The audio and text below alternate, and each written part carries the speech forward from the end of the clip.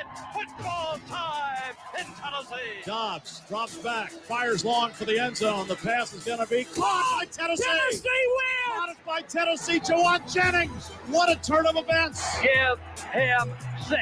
To the checkerboards. Touchdown, Tennessee. Rock Solid Sports, the only show with a home field advantage for UT Athletics. Here's tonight's host.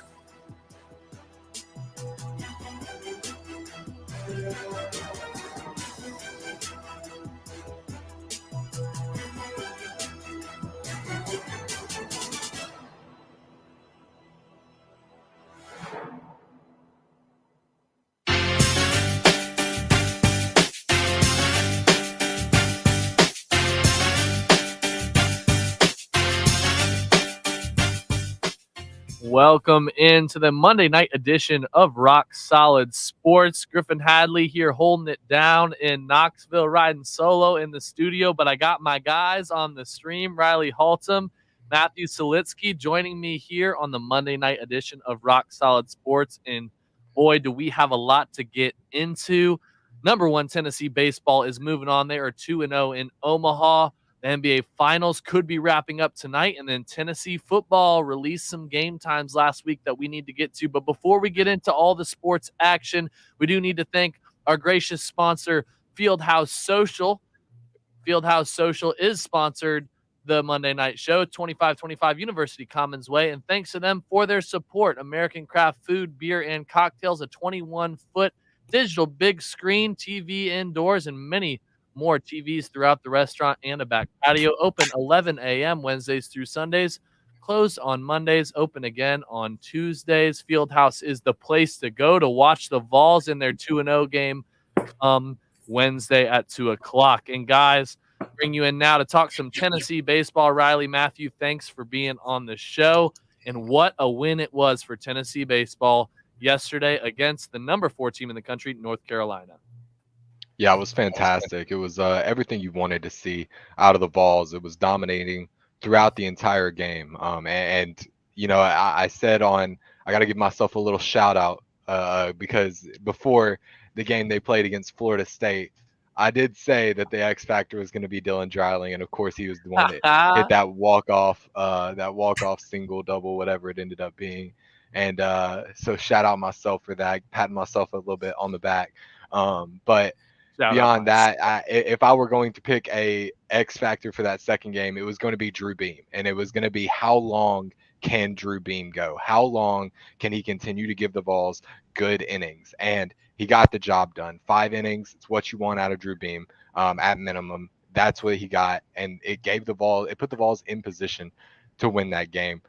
Because they don't have to dig so deep into their bullpen like they did in that game 1 against the Noles on, what was that, Friday? So it just sets the Vols up for success if Drew Beam can go those extended innings and they don't have to dip into that already exhausted bullpen from that game 1. Yeah, I was more impressed with the change in the defensive errors we saw on Friday as opposed to what we saw yesterday. I mean, it clearly looked like they were feeling the pressure of playing in Omaha in game 1, and yesterday a complete turnaround. I mean, just on the defensive end, something that was a big issue last year we didn't see in yesterday's game, and I thought that was a huge reason why they won and a huge reason why they gave up 11 runs in the first place on Friday. I mean, you talk about a really good pitching team, a team that's been as dominant as anybody all year long on the pitching end, but you score 11 runs, that's not uncommon for the Vols. To give up 11 runs, or in this case, they scored 12, the Noles scored 11.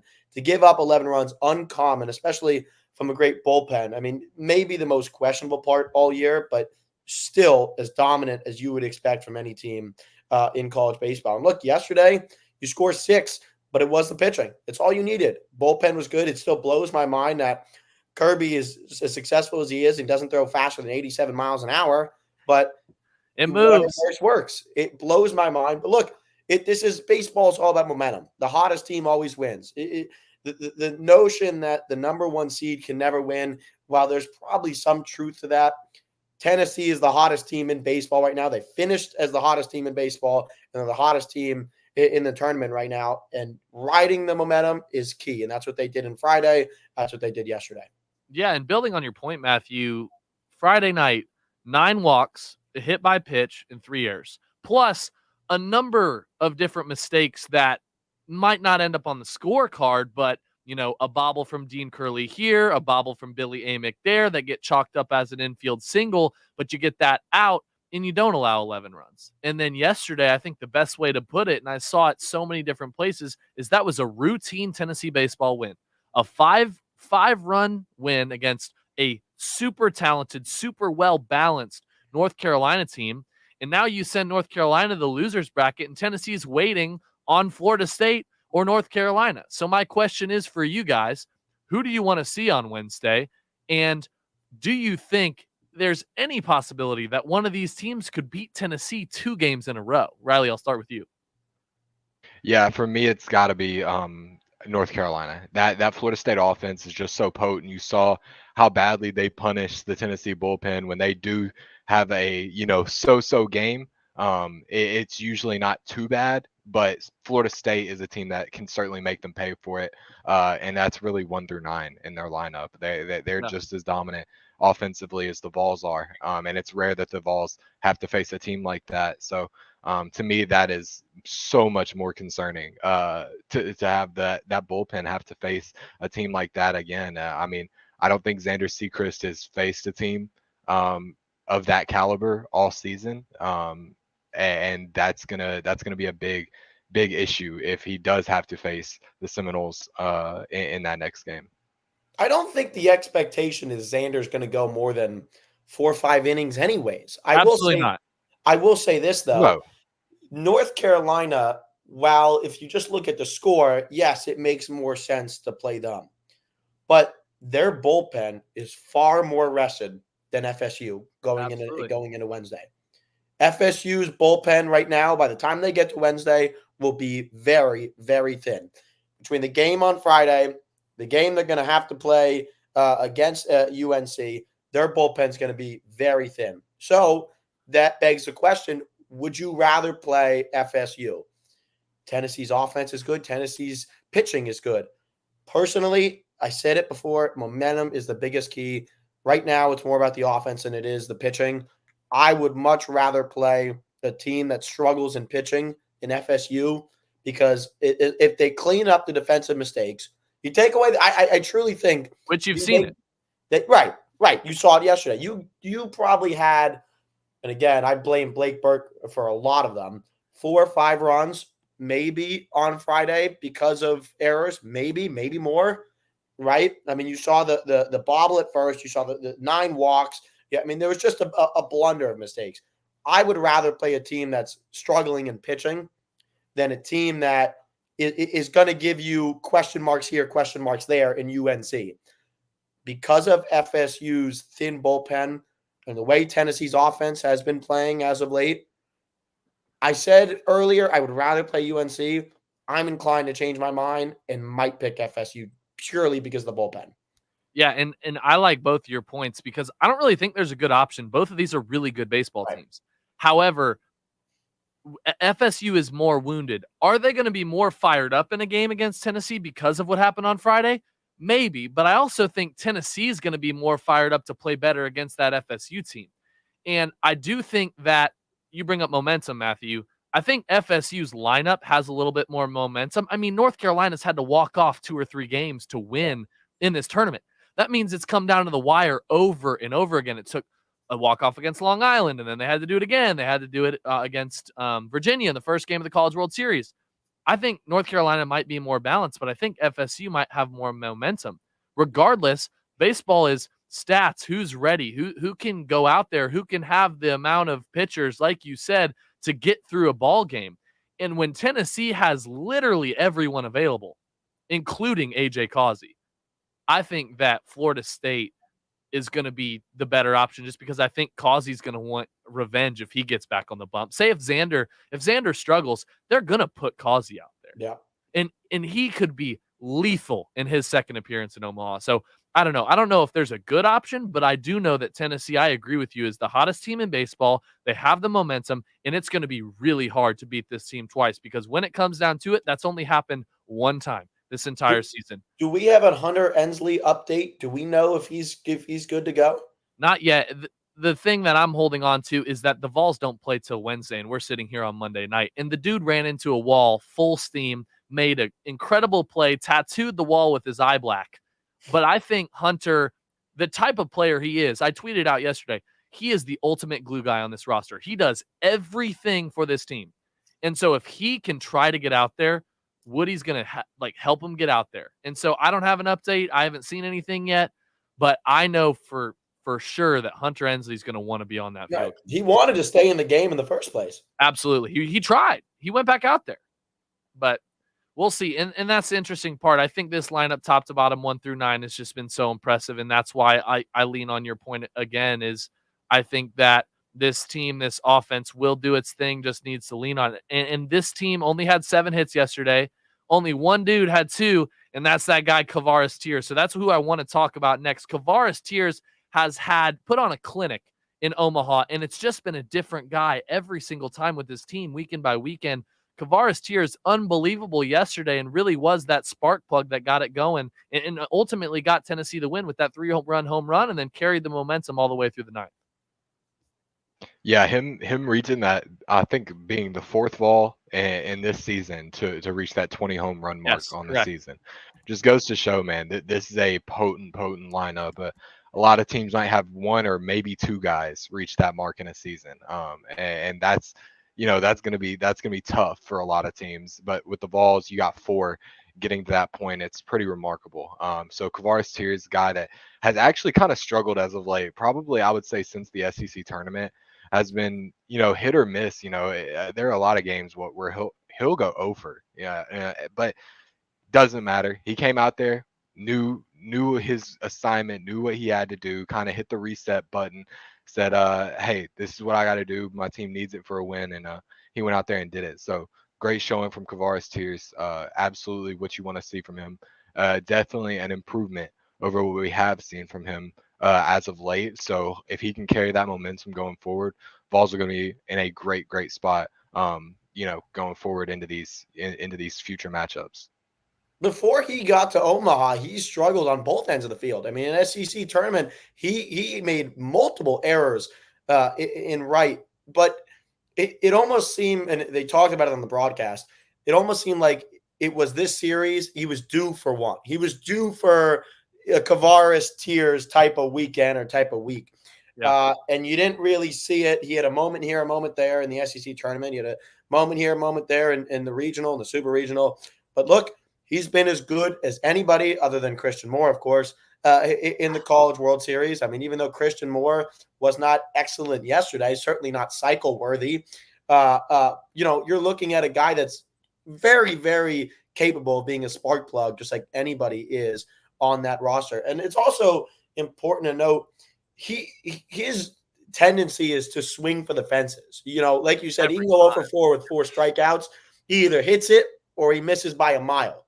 That's the kind of player he is. He's trying to go yard every time. He's not a base hit type of guy. He never has been.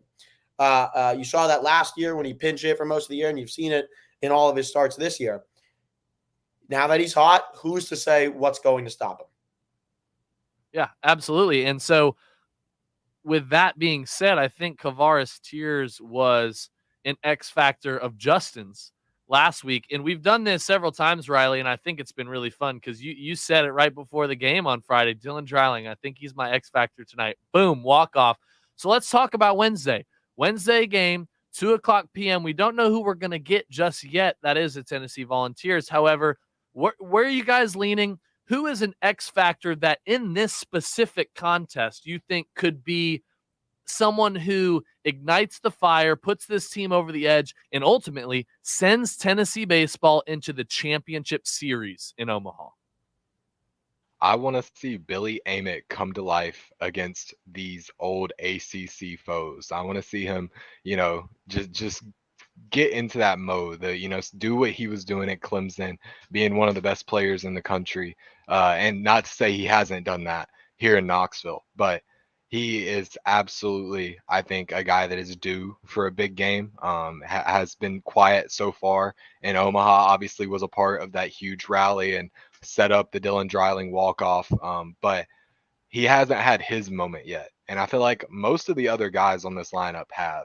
So I want to see it be Billy Amick. I want to see Billy Amick do some big things in this upcoming matchup. You know, he's really struggled, and I'm talking about my guy.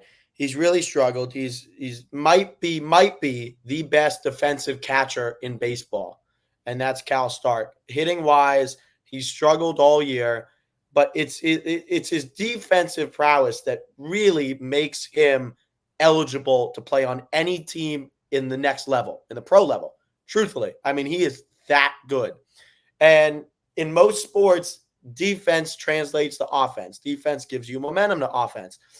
I think you saw on Friday the defensive team as a whole struggle because this was Omaha and this is a bigger stage. And, you know, the nerves are certainly at a different place and there's certainly pressure.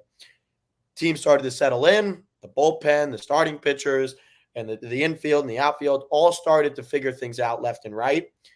I think you're now going to start to see Cal Stark figure it out on the offensive end. Now that he's settled in, he's done as good of a job as anybody behind the plate. If we can get a Cal Stark 2 for 4, 2 for 5, just hit here and there, I mean, that's you're asking for a successful night any day of the week. You would take that, right? And I think at this point, the players have settled in. He's settled in. And like I said, the same thing you would say about Kavares Tears, he's due for one. He's capable of hitting a home run. He's capable of hitting a double. He's capable of getting a base hit and going opposite field. Okay, he's a balanced hitter. He's not a consistent hitter, but he's a balanced hitter. And because of it, I think just by timeline-wise, you're certainly looking at a Cal Stark big ball game in the coming days. Yeah, I agree with both. And Riley, you on mute, dog? I do it every time, man. But shout out to the guy that's in Omaha, the guy that in Lindsey Nelson does the CAL, Cal chant. He is electric. Heard it on the broadcast last night. So I want you guys to know he's like 5 foot nothing. He's like 5'2". This guy, his name's Ray. His name's Ray. He is awesome. He is one of the best Vol fans I've ever seen. He started that own cheer at Lindsey Nelson, and the dude is just electric. He is an energy factory. He is just all hype, and he brought it to Omaha, and he's hyped up the hometown kid, Cal Stark, and I agree. I want to see big-time stuff from Cal on Wednesday, but I'm going to go a different direction, and my X factor is going to be Dean Curley because I think Dean has seen a lot of different looks, whether it be at the plate or on the defensive side of the baseball, and he's been good. He hasn't been great. He's gotten some base hits. He's hitting big spots. He's made some plays. He had basically an inning by himself last night where he made the double play and then he caught the liner. And that got me thinking if he was just A+ on the defensive side of the baseball, inning by inning, and he's going to grow. He's only a freshman. But if he is an X factor and he can string together a couple hits in the same game in that 7 hole, he could be just unbelievable. And so I think that's why Dean is my X factor. And I think, boys, we might be having a special guest straight live from Omaha. Bring him in now. Here's Caleb from the Daily Beacon, who was listening to the show. He wanted to jump in. Caleb, do you have an X factor come Wednesday? Well, I would say whoever starts. So give me Xander Seacrest a good 5-6 innings to send Tennessee to the championship. I think with the lineup, we could pick X factors all day, but we know these guys can hit. So I think it just comes down to if Tennessee's pitching staff can keep them in the game like they have the past 2.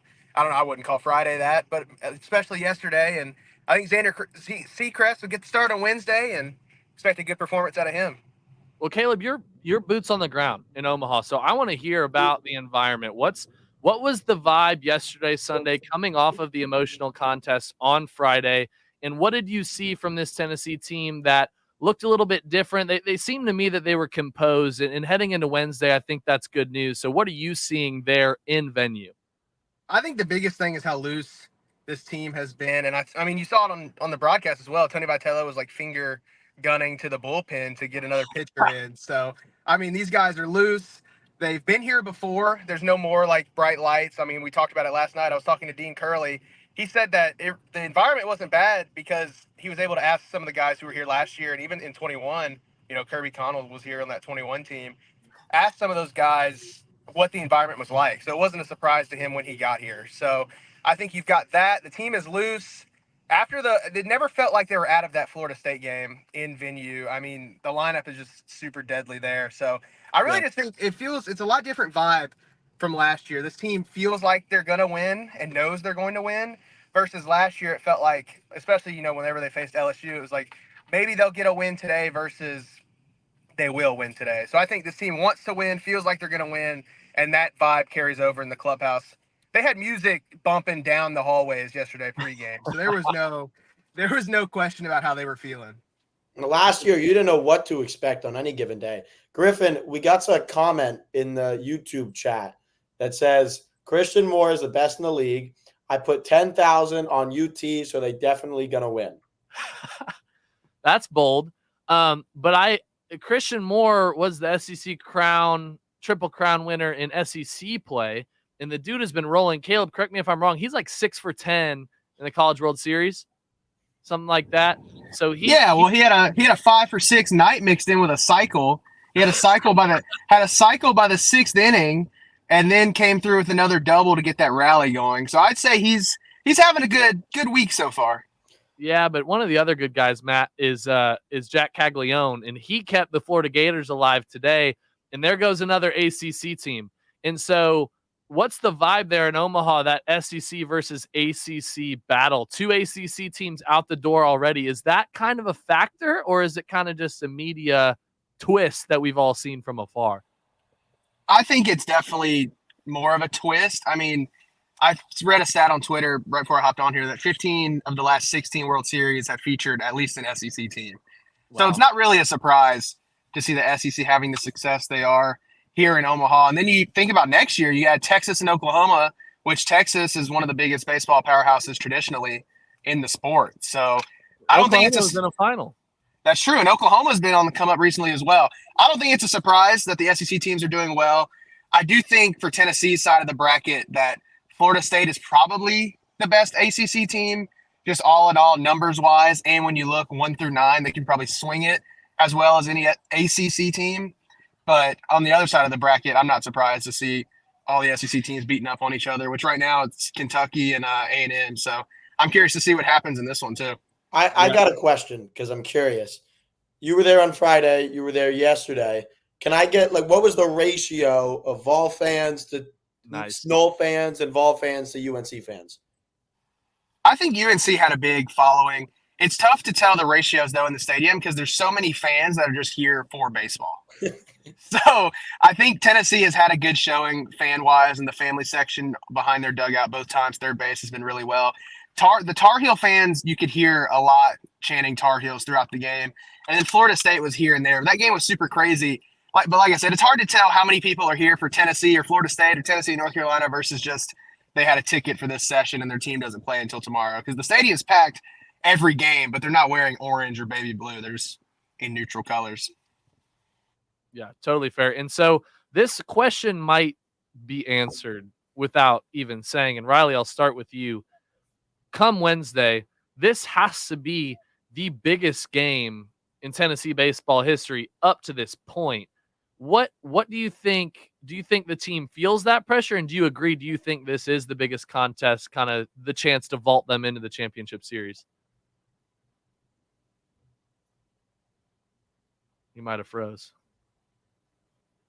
Always Matthew. something with this guy. Always something with Riley, man. I think you said it best. They're composed. And more than that, I think they took Friday's close win as a wake-up call. I really do. I think they took a 12-11 walk-off victory as a wake-up call. That's uncommon and uncharacteristic for a really good Tennessee pitching group and a really good offensive team that made a lot of mistakes on the defensive end. They've settled in. They're composed. And because of it, I think they're, like you said, they're loose, and they'll be ready to go come Wednesday. Caleb, you agree down there? I don't know if biggest game in history thus far. Yeah, It definitely is one of the biggest. But, I mean, you got to remember, the 1951 team went through the losers bracket to be the runner-up in the 1951 College World Series, defeated Springfield that year, home of basketball. So, those games were pretty good. But I think it definitely is one of the biggest games because Tennessee's not been in this position before. I would almost argue, though, that last night you could argue would be one of the biggest games as well because Tennessee had never been 2-0 before in the College World Series until yesterday. And there's a ton of other ones we could list, too. I mean, when they got back to the SEC tournament, won the first championship, you could say that.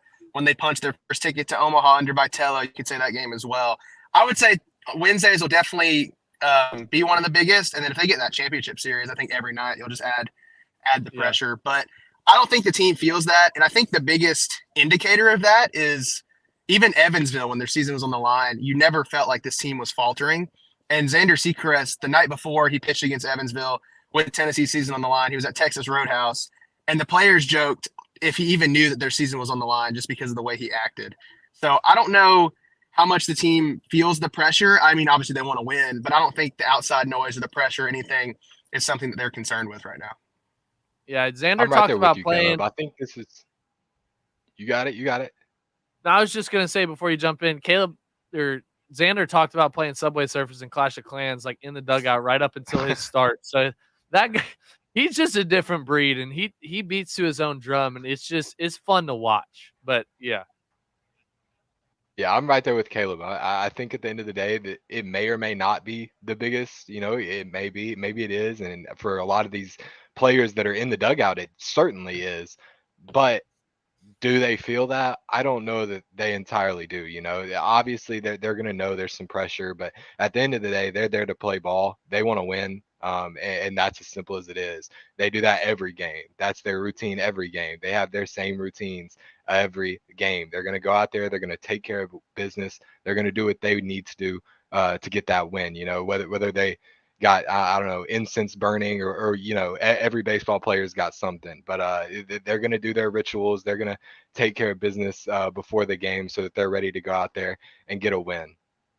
Riley, I'm hyped. That was awesome. That was great. I'm hyped now. Real quick before we go to break, we'll go round robin.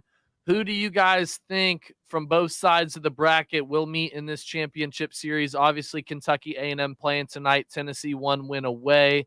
Personally, I do think it's going to be Tennessee, and I think it's a toss-up, but I do think it's going to be a rematch of that Kentucky-Tennessee series in Lexington that came down to the rubber match. Riley, what you got in this championship series? I think I'm going to lean Tennessee, and I'm going to agree with you with Kentucky as well. I do think Kentucky is the best team on that side of the bracket, and I think they have the depth and the lineup 1 through 9 to make it happen.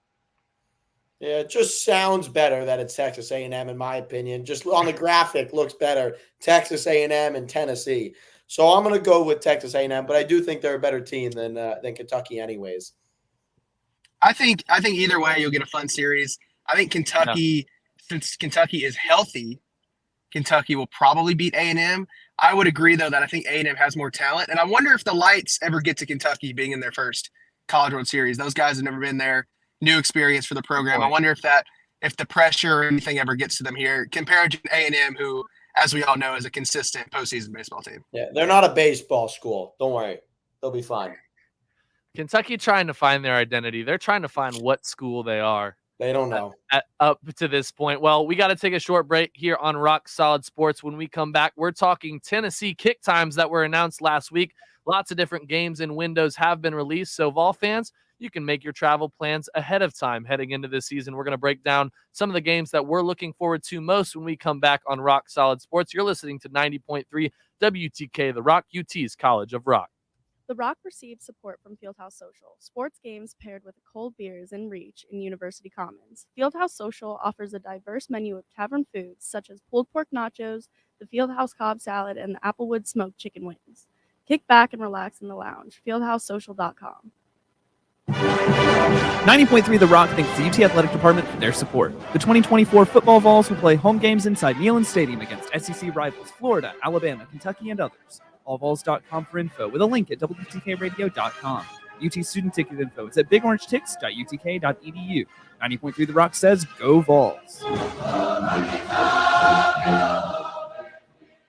Volunteer Radio receives support from Tennessee Smokies Baseball, the AA Southern League affiliate of the Chicago Cubs, whose 2024 regular season schedule features 6-game homestands Tuesday through Sundays, now into September at Smoky Stadium in Kodak.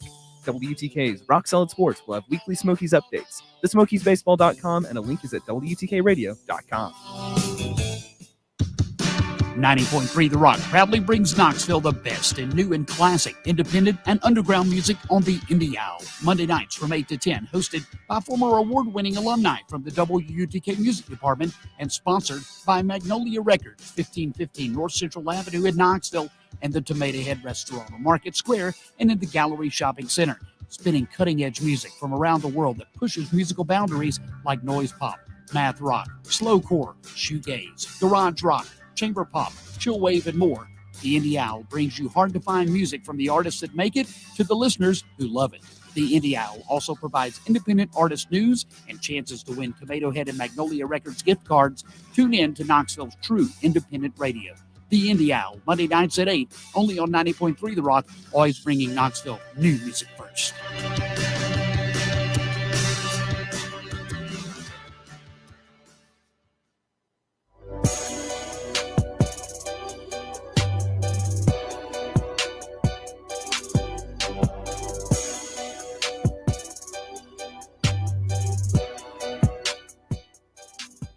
Welcome back into the Monday night edition of WTK's Rock Solid Sports. I'm your host, Griffin Hadley, joined by Riley Holtzum and Matthew Selitsky. It's a boys' show down here in the basement of the Andy Holt Tower. We've been talking number one Tennessee baseball to get things going. Thanks to Caleb Giroux for popping on from the UTK Daily Beacon. He joined us from Omaha, so that was sweet. He texted me. He was listening to the show, wanted to, lay down the law, tell us what was going on the ground in Omaha, and that's what he did, and he's the man. So shout out to Caleb for joining Rock Solid. Hopefully he'll be on Friday, and the Vols will have a one-way ticket to the championship series. Before we get going on some Vols football kickoff time, I do want to thank the sponsor of Rock Solid Sports Monday Night Show, and that's Fieldhouse Social.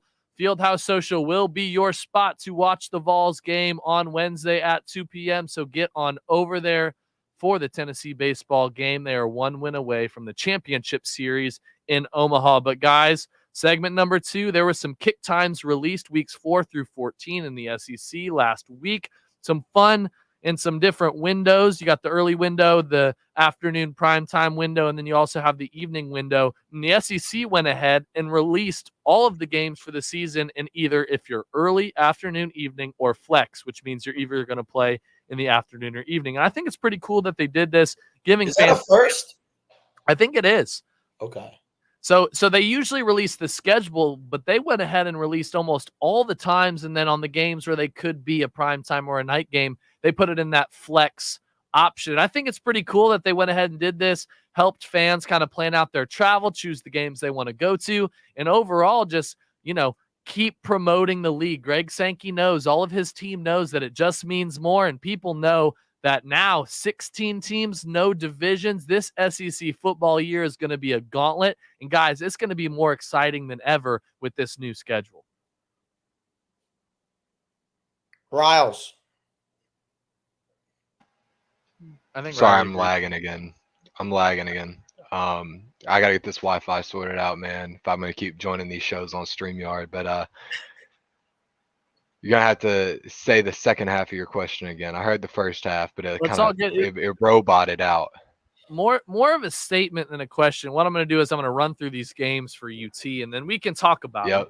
And so, obviously, we already had the first 3. We had UT Chattanooga. We had NC State that's in Charlotte, 7:30 game, primetime ABC, which is going to be a big non-conference game, the biggest Tennessee has. And then you have Kent State at home in the evening window. The most fun part is week 4. You go to Oklahoma, brand new SEC team, and that was announced for a flex window. So you're either starting at 3:30 or that 7 o'clock-ish window for Oklahoma. So my question is, do you guys think this is going to be an afternoon or a night game? And how much energy, how much anticipation is going to go into this week 1 of SEC, where you have Nico Iamaleava going to Norman in Oklahoma's first SEC game as a real SEC school. Yeah, I think it's going to come down to what happens in the Dukes Mayo Classic in week 2. It's going to come down to, does Tennessee get the win there?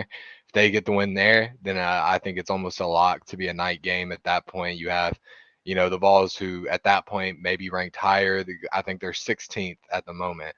NC State's 18, so they're right there. If they win that game, maybe Tennessee bumps up a little bit, assuming nothing drastic happens against Kent State and Neyland.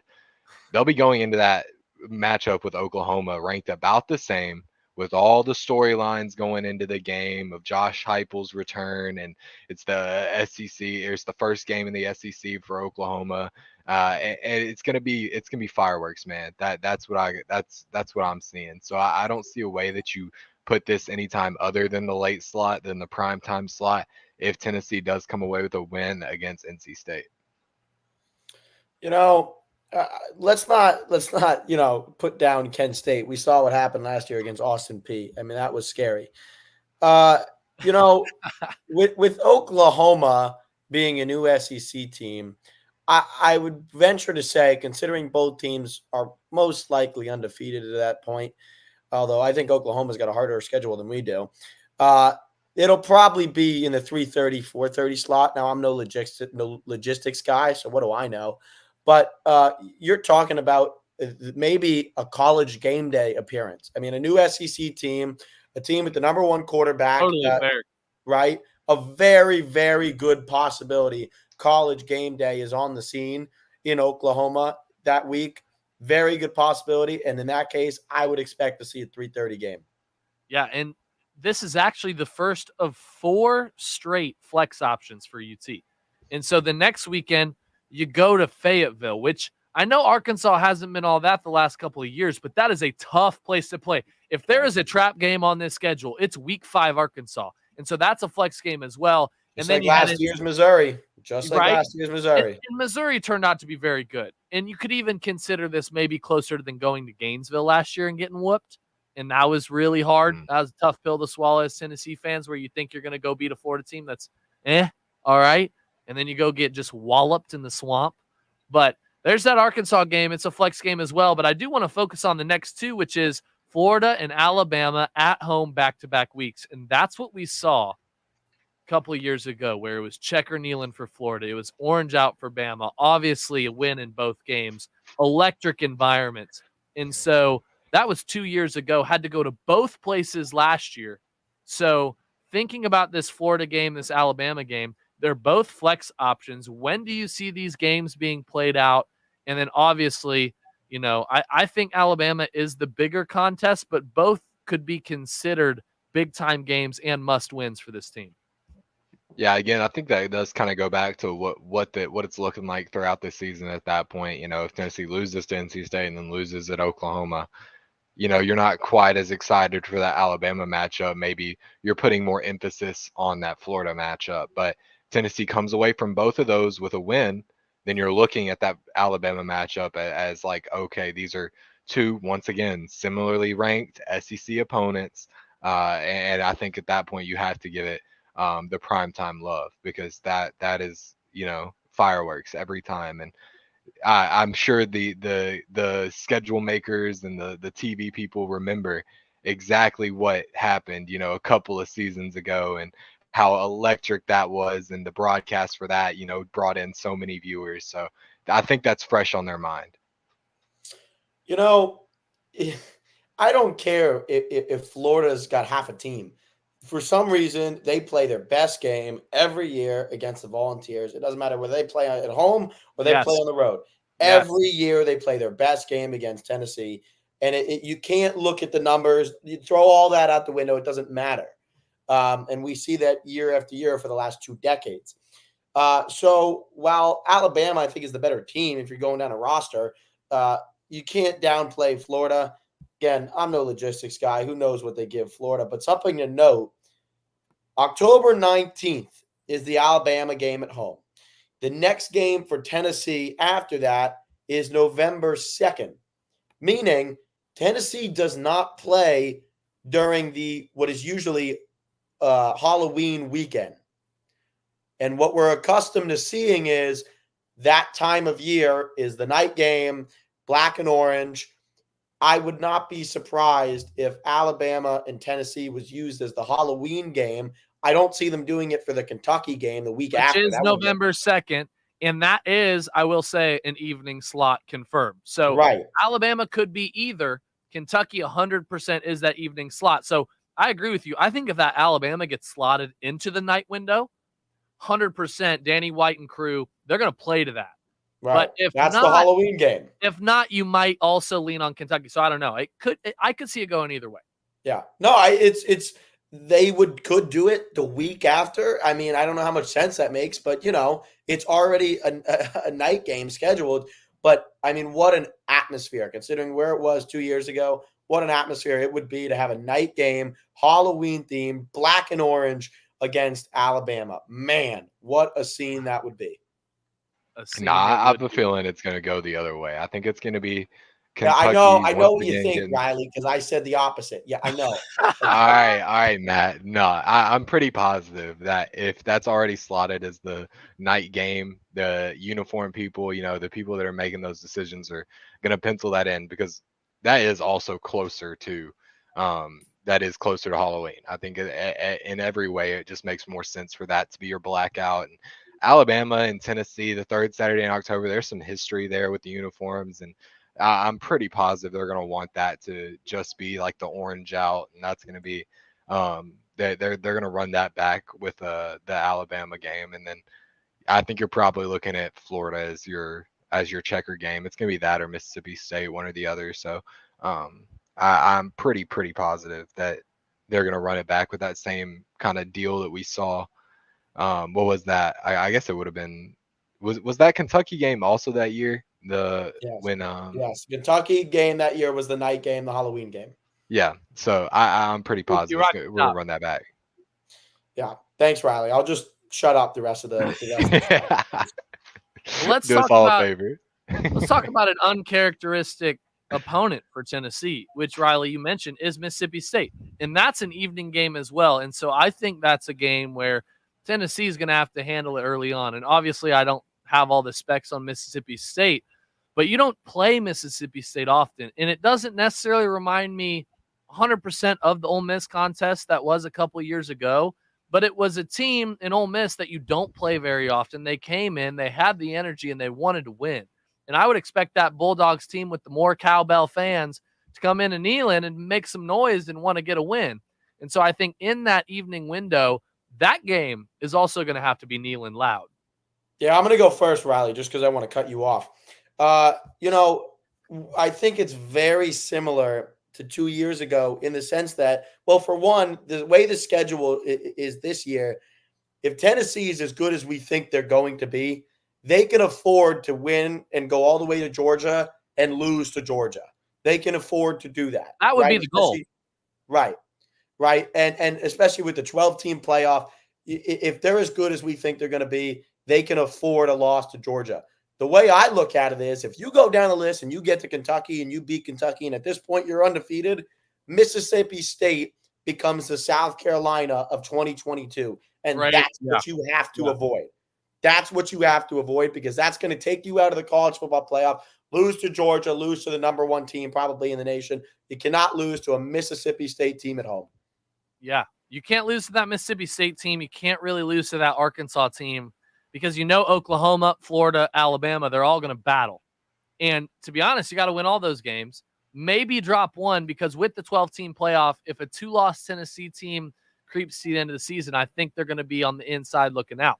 However, it's going to be way too easy to drop 3, maybe even 4. And so there's one more game we got to talk about before, Riley, you go to that Mississippi State, if you do have comments on that one. Yeah, I just, at the end of the day, that's going to be a tough one. It's something about when Tennessee plays the SEC squads that it doesn't usually play, like, say, Ole Miss. Yeah, for some reason, they forget how to play football sometimes. And I'm a little concerned that that's going to happen again. But Mississippi State, that is a team that you should be beating. That and Arkansas are the two SEC schools, and then obviously Vanderbilt, but I almost don't count that as an SEC matchup anymore. Those 3 games you should be winning pretty handily. You should not be struggling with those games because those are teams that you are saying, speaking as Tennessee, are much better than. And it's not particularly close, especially Arkansas. If they lose to Arkansas, um, it's going to be a long, long season because if they lose to Arkansas, I don't see a way that they beat Alabama, Kentucky, Georgia. It makes that Florida game a bit of a toss up. Things get real ugly if you lose to Arkansas. So I just think you can't lose to Mississippi State at all. Yeah, can't play from behind. And before we go to break and talk about this NBA Finals, one more game that we got to talk about, and Matthew already hinted at it, is at Georgia, and it's the third to last week of the season. Obviously, you got UTEP, which will be the senior day, and then you go to Vandy in the last week rivalry week. But the game is against the Georgia Bulldogs. And obviously, Tennessee wants to be in the best position possible going into Georgia because the last time that happened, 2 years ago, took an L. It was okay, I guess. And then, like Matthew said, South Carolina happened. The South Carolina equivalent is now before the Georgia game. And so my question is, Tennessee has to handle business before the Georgia game. How much thought actually goes into the Georgia game? Is that Georgia game circled as much, or is it we got to handle business before that game even matters? Yeah, 12-team playoff makes it reshapes kind of how college football works because it used to be if you win earlier in the season, the better it was for you. It's all about momentum and how you look at the end of the season, and that's kind of how the committee chose. Now, you have some leeway there to drop because if let's say they beat Oklahoma, they beat Alabama, they beat Kentucky, they beat these ranked opponents that are on their schedule, NC State. They beat those opponents, they're sitting at least around 7-8. And that's being a little bit being generous with them being a little bit maybe lower than they should be. I do think if you go into that Georgia game ranked somewhere around anywhere from like the 6 to 9 range, you have the ability to drop that game and still make the college football playoff. So I don't think there is as much pressure to win a game like Georgia late in the year as there used to be. Obviously, you're still going into that game with the intention to win and the expectation to win, but it's no longer a requirement to make the playoff. You know, I agree. You know, and in 2022, if you had beaten South Carolina, I'm one to say without a shadow of a doubt, Tennessee makes the college football playoff. Yes. Even though they lose to Georgia, you beat South Carolina, assuming Hendon Hooker doesn't go down. These are ifs. You make the college football playoff. Now, like you said, the schedule is a little different where you have all the what if games before Georgia, assuming you beat UTEP and Vanderbilt. You got to handle business before you get to Georgia so that you can go into Georgia with peace of mind and say, we win this game, great. We lose this game, we're fine. Yes, the 12-team college football playoff helps, but you're going to have teams that are on the scratching the surface that are going to go 12-0 that nobody's talking about, that are out there somewhere, the JMUs of the world. Like it's teams like that are going to get spots and kick you out of the possibility of getting into the playoff just because they went 12-0 and their talent doesn't match up to Tennessee. But it's the teams like the FSUs of the world or the JMUs or any teams like that. They're going to have a really good season. And then from the outside looking in, Tennessee is creeping on the door saying, what about us? Yeah, absolutely true. And I think that's what gets me so excited is because people are saying, okay, the 12-team playoff makes less games matter. I don't necessarily think that's the case because for a team like Georgia, yes, they have to play their way out of the playoff. They have to lose several games. They're in as it goes right now. That wasn't the case with 4 teams. Tennessee's got to play their way in, and they have to win all of these fringe games. All of these games where teams that are ranked anywhere from number 5 to number 10 in the 16-team SEC, you got to be on the winning side of all of those games. And that's the fun part. We got to take another quick break right here on WTK's Rock Solid Sports. But when we come back, we're talking NBA Finals. Is it going to wrap up tonight? What are the Celtics going to do? Do the Mavs have more fight? All of your questions will be answered when we come back right here on Rock Solid Sports. Support for WUTK comes from Fieldhouse Social, the modern sports bar next to campus at University Commons. Fieldhouse Social serves American craft fare such as burgers, wings, and more with high tops around the bar, a separate dining area, and a center lounge with leather chairs and couches in front of their 23-foot LED TV wall for Tennessee and pro sports. Fieldhouse Social is an outdoor patio with trivia twice a week and sponsors Wednesday's Rock Solid Sports. FieldhouseSocial.com. 90.3 The Rock thanks the UT Athletic Department for their support. The 2024 football Vols will play home games inside Neyland Stadium against SEC rivals Florida, Alabama, Kentucky, and others. AllVols.com for info with a link at WTKRadio.com. UT student ticket info is at bigorangetics.utk.edu. 90.3 The Rock says, go Vols. Volunteer Radio receives support from the Knoxville Ice Bears professional hockey team. The Ice Bears 2024-25 schedule is here with games versus rivals Huntsville, Roanoke, and more at the Knoxville Civic Coliseum downtown. KnoxvilleIceBears.com for info about Ice Bears season and single game tickets and memberships and more. A link is at WTKRadio.com. Tune into WTK's Rock Solid Sports for Ice Bears news on their upcoming hockey season. The Rock thanks our on-campus media partner, the UT Daily Beacon, for their support. The Daily Beacon has served UT Knoxville as the official student editorially independent newspaper since 1906. It publishes daily at utdailybeacon.com or on the Daily Beacon app. The Daily Beacon features coverage of campus news, arts and culture, sports and entertainment, and the site for the Daily Beacon newsletter on the website. Volunteer Radio receives support from the Tennessee Smokies Baseball, the AA Southern League affiliate of the Chicago Cubs, whose 2024 regular season schedule features 6-game homestands Tuesday through Sundays, now into September at Smoky Stadium in Kodak. WTK's Rock Solid Sports will have weekly Smokies updates. TheSmokiesBaseball.com and a link is at WTKRadio.com.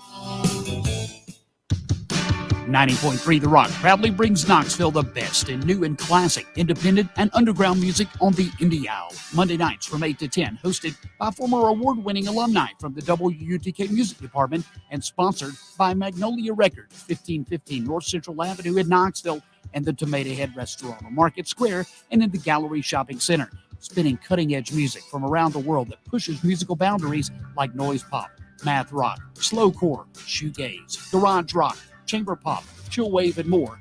The Indie Owl brings you hard-to-find music from the artists that make it to the listeners who love it. The Indie Owl also provides independent artist news and chances to win Tomato Head and Magnolia Records gift cards. Tune in to Knoxville's true independent radio.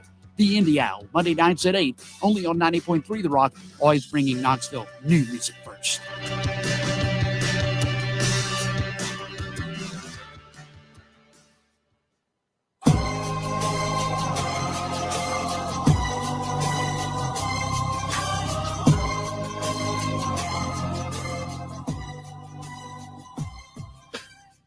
For one final time, welcome back to WTK's Rock Solid Sports.